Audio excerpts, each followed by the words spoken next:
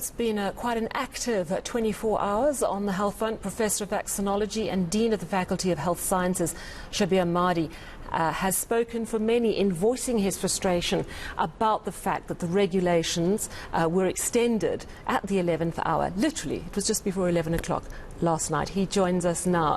Professor Madhi, we're going to get to those worrying numbers in a moment. But you sent a volley of fiery tweets about the extension of those regulations. You say they're just not fit for purpose. They're full of contradictions.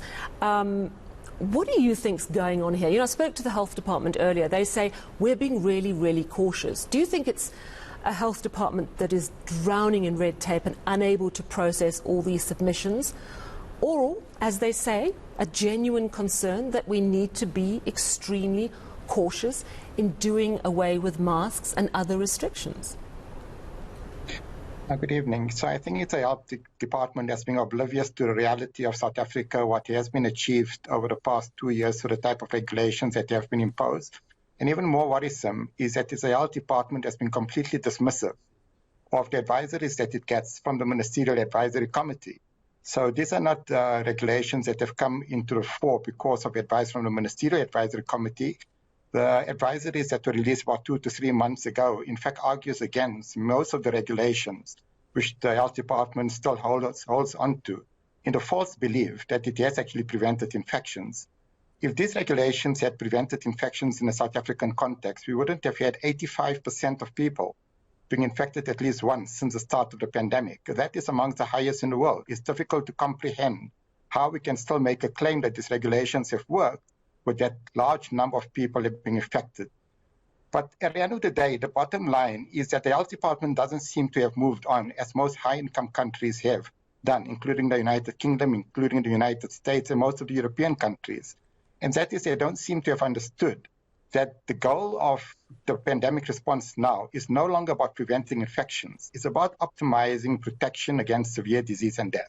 And that is a singular goal they should be focusing on, rather than just rehashing a whole lot of regulations that have simply failed dismally in preventing infections in a South African context. I spoke to the health department's Dr. Nicholas Crisp, and I put the UK example to him, and he said, yes, but look at their vaccination rate. They're close to 80 or 90%. And I said, yes, but we have immunity, and our T cells are going to help us. And he said, it is a false belief to suggest that T-cell immunity is an absolute given. What do you say to that? Well, unfortunately, Dr. Nicholas Crisp may not be up to date with the latest scientific literature.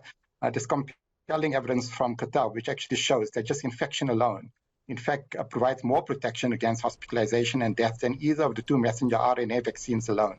But the best type of immunity that you can get is actually a combination of infection and vaccines.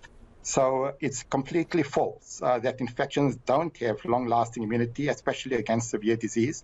Neither infections nor vaccines have got long-lasting protection against infection and mild COVID. But when it comes to severe disease, there's overwhelming evidence that infection-induced immunity works as better, if not better, than vaccine-only induced immunity. Nicholas Crisp has also said on other platforms that he respects you as a vaccinologist, but that you are not party to all the considerations they have to weigh up. He also says other scientists have a different view. What do you say to that? Well, it should be an open scientific discussion rather than it taking place behind closed doors. And I would love to hear from other scientists that have got a different view. Like I said, the Ministerial Advisory Committee itself, which advises Dr. Nicholas Crisp and the Minister of Health, have actually come out against. Their advisories are against many of the regulations that are continuing being pursued. Just to interject there, we did have Prof Barry Schubert clip where he said he thinks masks are still a good idea. Well, masks are a good idea at an individual level for those individuals that are at high risk of developing severe disease.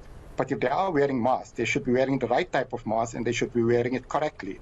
They should be wearing the N95 or the KN95 mask and not cloth masks, which does almost nothing in protecting people from being infected or releasing the virus into the surrounding space. And the majority of South Africans that wear a mask, unfortunately, are not wearing the right type of mask, and they're wearing it incorrectly. So yes, masks do work, but at the population level, it's no longer required because we're no longer trying to prevent infections.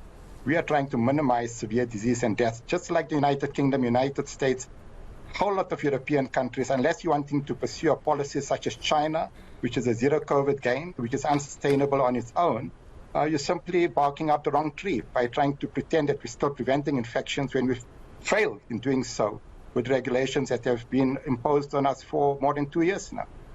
He also says that they are being cautious because they simply don't know what's going to happen with this virus. And he says there is a possibility that a new variant is going to come along and change the game again. Are we too gung-ho in wanting to get rid of masks and wanting to scrap all the regulations because we're just tired of this pandemic? Could it still throw us a massive curveball? Certainly, there's always a likelihood that there's going to be another variant. In fact, there's a very strong likelihood there will be future variants. And whether we wear masks or not, it's pretty material as to whether those future variants are going to arise. And it's not only going to arise in South Africa, it's equally likely to arise in the United Kingdom and all of the other countries that have pretty much discarded masking and much of the other regulations that we still have. The bottom line is that if there is another variant that evolves, that's able to evade that arm of the immune system which protects us against severe disease, and that is the T-cell immunity, which has remained relatively resilient, irrespective of whether induced by infections or by vaccines.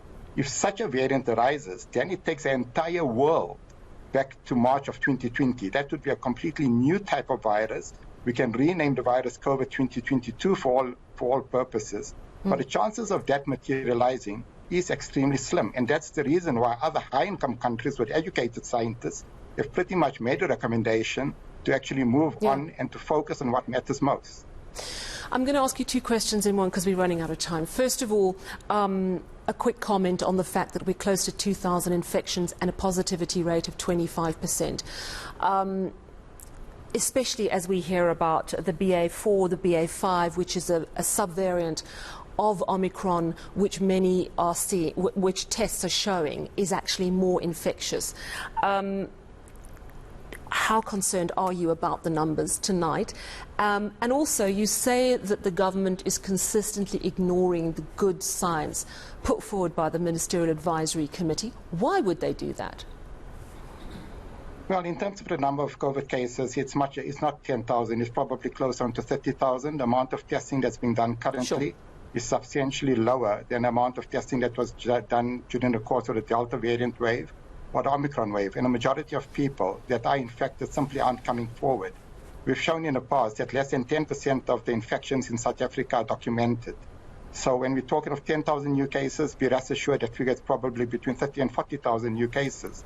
But the most important metric, which you did present on, yes, it's unfortunate 7 people have died, but that 7 people is relatively extremely low in relation to the number of infections that are transpiring. And the reason for that is because we're seeing a decoupling that's persisting, unsurprisingly, even with BA4. So yes, people are going to get infected, immaterial of what we do.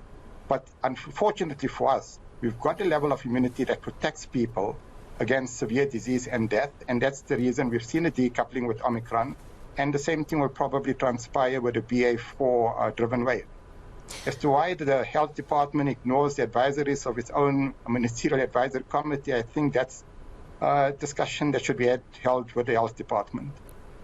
All right, that's a very quietly spoken for you, Mr. Madhi, Professor Madhi. One quick last question, actually, about the school situation. I mean, the press release said that the kids can take their masks off in class. We hear Nicholas Crisp say it on 702, and then this afternoon they go, oh, sorry, we made a huge mistake. Nicholas Crisp explaining it to me by saying schools are an exception to the gathering clause, and that's where the confusion came in. What do you think happened there, and what's your view on masks or no masks in schools? Well, I think what happened is a manifestation of incoherence in the Health Department for them to make a claim that it was a mistake, when in the morning they were justifying why the exception was being made for schools. It's ingenious. So it basically is a reflection of what's happening. In fact, if you read the regulations, the press release, it talks about people needing a positive PCR test when entering the country before departure, which is nonsensical. So whoever is coming up with these regulations and drafting it, it seriously calls into question the competence of those individuals.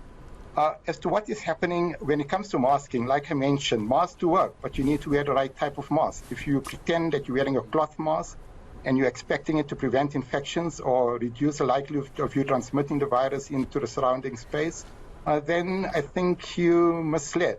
And especially children who rarely ever wear this mask correctly, and for good reason not, because it's extremely uncomfortable, even for myself to wear a mask for more than 30 minutes. You're expecting children to be wearing it for 4 or 5 hours of the day at school. It's not going to happen, and certainly they're not going to wear it correctly. And that's the reason why children in South Africa has been as likely as adults to have been infected up until now. So the pretense that we're actually achieving much when we're actually creating more discomfort, harm, in fact, at many levels, I think that is something which the Department of Health needs to reflect on, and South Africa's government needs to reflect on it. Straight shooter as always, and thank you very much for your time this evening. Much appreciated. That was Professor Shabhir Madhi. He's, of course, Professor of Vaccinology at Wits University.